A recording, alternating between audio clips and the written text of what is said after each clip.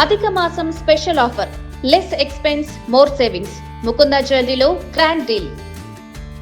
ఏపీలో బడిగంట మోగింది. ప్రభుత్వ స్కూల్స్ ప్రారంభమయ్యాయి. వేసవి సెలవుల అనంతరం తిరిగి ప్రారంభమయ్యాయి. తొలి రోజే ప్రభుత్వం పాఠ్య పుస్తకాలు, యూనిఫామ్ పంపిణీ చేసింది. అయితే త్వరలో తల్లికి వందనం నిధులు కూడా విడుదల చేసేందుకు ప్రభుత్వం రెడీ అవుతోంది. ఈ పథకం కింద ఏకంగా ఒకేసారి 13,000 రూపాయలు విద్యార్థుల తల్లిదండ్రుల అకౌంట్లలో జమ చేయనుంది. ఈ పథకం కింద ఏడాదికి 15,000 అందిస్తుండగా స్కూల్ నిర్వహణ కోసం ప్రభుత్వం 2,000 తీసుకుంటుంది. మిగతా 13,000 అకౌంట్లో జమ చేస్తుంది. మరికొన్ని వారాల్లో జమ చేయనున్నట్లు ఇప్పటికే ప్రభుత్వం అధికారికంగా ప్రకటించింది. అయితే తల్లికి వందనం పథకం కింద డబ్బులు పొందేందుకు విద్యార్థులు అర్హత సాధించారా లేదా అనేది తల్లిదండ్రులు చెక్ చేసుకోవచ్చు. జస్ట్ ఆధార్ నెంబర్ ఆధారంగా సెకండ్లోనే ఇంటి వద్ద నుంచి అర్హత స్టేటస్ తెలుసుకునే అవకాశం ప్రభుత్వం కల్పిస్తోంది. ఒకవేళ ఈ పథకానికి అర్హులైతే డబ్బులు అందవు. దీంతో విద్యార్థులు డబ్బులు పొందేందుకు అర్హులా కాదా అనేది తల్లిదండ్రులు చెక్ చేసుకోవాలని ప్రభుత్వం చెబుతోంది.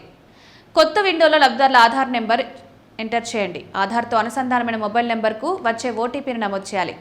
లబ్ధిదారుల కుటుంబ సభ్యుల వివరాలు స్క్రీన్పై కనిపిస్తాయి. గ్రీన్ రంగులో సాటిస్ఫైడ్ అని ఉంటే క్వాలిఫై అయినట్లు లెక్క. అదే రెడ్ కలర్లో అన్సాటిస్ఫైడ్ అని ఉంటే అనర్హులుగా పరిగణించబడతారు. అనర్హులుగా తేలితే సచివాలయ అధికారులను సంప్రదించాలి.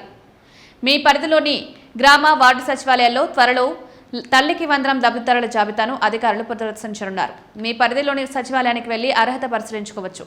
జాబితాలో పేరుంటే త్వరలో జమ చేయనున్న నిధులు అకౌంట్లో పడతాయి. ఒకవేళ లేకపోతే సచివాలయ అధికారులను అడిగి సమాచారం తెలుసుకోవచ్చు.